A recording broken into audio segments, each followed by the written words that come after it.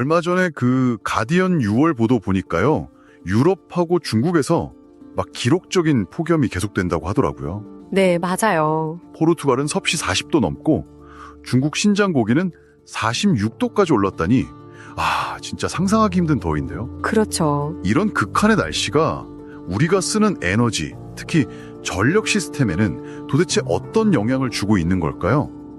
오늘은 그래서 국제에너지기구 IEA의 2025 글로벌 에너지 리뷰 보고서 같은 여러 자료들을 좀 보면서 이 문제를 좀 더 깊이 파고들어 볼까 합니다. 네, 이게 사실 기후변화 때문에 더워지는 거에 더해서요.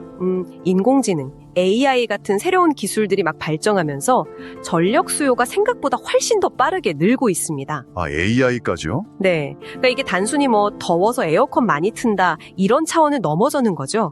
우리 에너지 시스템 전체에 좀 큰 숙제를 던져주고 있는 그런 상황입니다. 그렇군요. 그 IEA 보고서 2025년 3월에 나온 거 보니까요.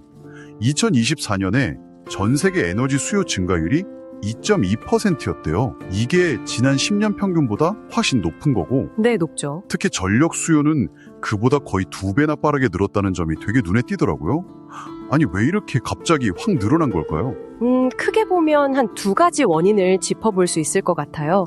첫 번째는 역시 말씀하신 그 극간의 더위. 이것 때문에 냉방 수요가 그야말로 폭증한 겁니다. 냉방이요? 네, IEA 보고서에서도 2024년이 진짜 역사상 가장 더운 해 중 하나였다 이렇게 분석했거든요. 그리고 영국 싱크탱크 엠버라고 있는데 거기 2025년 3월 보고서를 보면요. 작년 여름에 중국에서 늘어난 전력 수요 있잖아요. 네. 그중에 31% 그리고 미국에서는 무려 37%가 바로 이 냉방 때문에 늘어난 거라고 합니다. 와, 30% 이상이 그냥 에어컨 때문이라니. 그렇죠. 엄청난 거죠. 그리고 이제 두 번째 요인은 기술 발전하고 관련이 깊습니다. 기술 발전이라면 구체적으로 어떤 걸까요? 바로 그 데이터 센터하고 AI 분야 성장 그리고 또 전기차 보급 확대 이겁니다. 아하. 데이터 센터는 단순히 정보 저장하는 걸 넘어서 AI 학습 같은 아주 복잡한 계산을 24시간 돌리잖아요. 네네. 그래서 전기를 엄청나게 소비해서 전기 먹는 하마 이런 별명까지 붙었죠. 실제로 IEA 자료나 뉴스트리 같은데 2024년 7월 보도를 종합해보면 이 데이터 센터들이 쓰는 전력량이요. 2026년쯤 되면 전 세계 수요의 한 3%까지 차지할 수 있고 3%요? 네, 심지어 2030년에는 이게 4%에서 많게는 10%까지 이를 수 있다 이런 예측까지 나오고 있어요. 와, 10%면 정말 어마어마한데요? 그렇죠.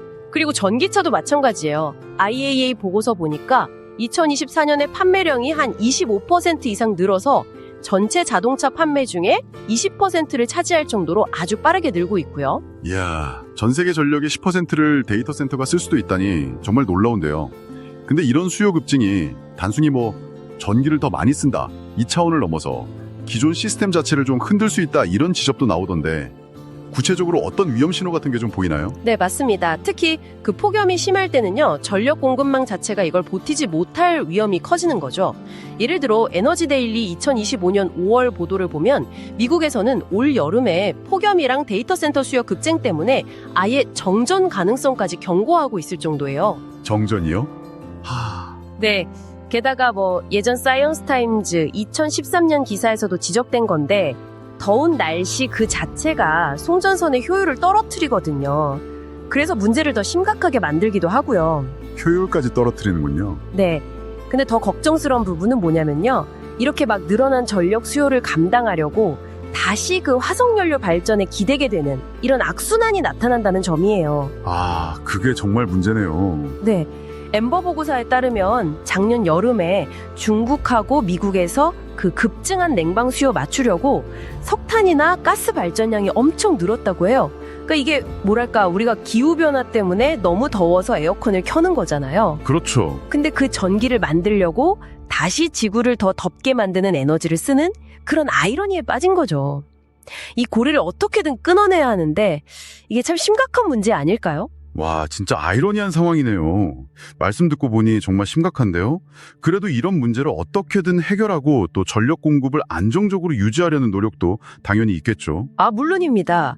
네, 예를 들어서 에너지신문 2024년 9월 보도를 보면 우리나라 같은 경우에 이례적으로 늦더위가 있었는데도 발전기 정비 일정을 잘 조절해서 안정적으로 전력을 공급했던 사례가 있어요. 아, 다행이네요. 그리고 또 연합뉴스 2025년 6월 보도인데요. 인도에서는 에어컨 설정 온도를 20도 밑으로 못 내리게 하는 그런 방안을 추진 중이라고 합니다. 온도를 제한한다고요? 네, 이게 온도를 1도만 눕혀도 전력 소비를 6%나 줄일 수 있다, 이런 분석이 있거든요. 거기에 따른 조치인 거죠. 아, 그런 현실적인 노력들이 있군요. 그렇다면 이런 악순환의 고리를 좀 끊어대고 좀 더 지속 가능한 방향으로 가려면 근본적으로는 어떤 해법이 필요할까요? 다행히 좀 긍정적인 신호도 있습니다. 뭐냐면 바로 재생에너지하고 원자력 발전 비중이 꾸준히 늘고 있다는 점인데요. 아, 그건 좋은 소식이네요. 네, IAEA 보고서에 따르면 2024년에 늘어난 전력 생산량의 무려 80%를 이 재생에너지하고 원자력이 담당했고요. 특히 태양광 설비가 아주 크게 늘었습니다. 뉴스트리 보도 같은 데서는 2025년에는 재생에너지 발전 비중이 사상 처음으로 석탄을 넘어설 거다, 이런 전망까지 내놓고 있더라고요. 석탄보다 많아진다니 대단하네요. 근데 그 IAEA 보고서에서는 재생에너지 확대를 긍정적으로 보면서도 아까 말씀하신 데이터 센터 같은 새로운 변수들이 예측을 좀 어렵게 만든다, 이런 우려도 같이 있더라고요. 이 두 가지 시우려고 어떻게 말해야 할까요? 좀 충돌하는 것 같기도 하고. 아, 그거 아주 중요한 지적이십니다. 맞아요. 재생에너지가 분명 늘고는 있지만 그 IAEA 관계자도 지적했듯이 뉴스트리 보도 인용입니다. 지금보다 훨씬 더 빠른 속도로 전환해야 한다는 목소리가 높습니다. 더 빨리요? 네, 지금 속도로는 부족하다는 거죠. 동시에 에너지 효율을 높이는 노력도 정말 절실합니다. 예를 들어 IAEA는 에어컨 효율 기준을 더 강화해야 한다, 이렇게 촉구하고 있고요. 또 예전에 사이언스 타임즈 기사에서 소개된 것처럼 물을 이용한 냉각 방식이라든지 아니면 고체 능매 같은 새로운 냉방 기술 개발도 계속 진행 중이고요. 신기술도 중요하군요. 그렇죠. 그리고 에너지 데일리 보도처럼 스마트 그리드 같은 걸 구축해서 전력망 자체를 좀 더 안정적이고 유연하게 만드는 것도 아주 핵심적인 과제입니다. 네, 정리를 좀 해보면요. 기후변화 때문에 오는 폭염, 그리고 AI 같은 새로운 기술 수요, 이 두 가지 압박이 우리 전력 시스템에 엄청난 부담을 주고 있고, 맞습니다. 자칫 잘못하면 이게 다시 화석연료 의존도를 높이는 그런 악순환에 빠질 수도 있다, 이런 거군요. 네. 그래서 재생에너지 확대를 더 빨리 하고 에너지 효율 개선도 정말 시급하다, 이런 말씀이시고요. 네, 그렇습니다.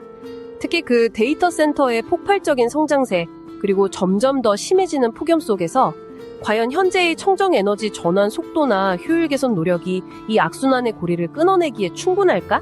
이걸 정말 냉정하게 우리 스스로 물어봐야 할 때인 것 같습니다. 어쩌면 이 기술 발전의 혜택하고 기후위기 대응이라는 두 가지 목표 사이에서 우리가 어떤 균형점을 찾아야 할지, 그리고 그 과정에서 여러분의 일상 속 작은 에너지 선택 하나하나가 이 거대한 흐름 속에서 또 어떤 의미를 가질 수 있을지 한번 고민해 보시는 것도 좋을 것 같습니다.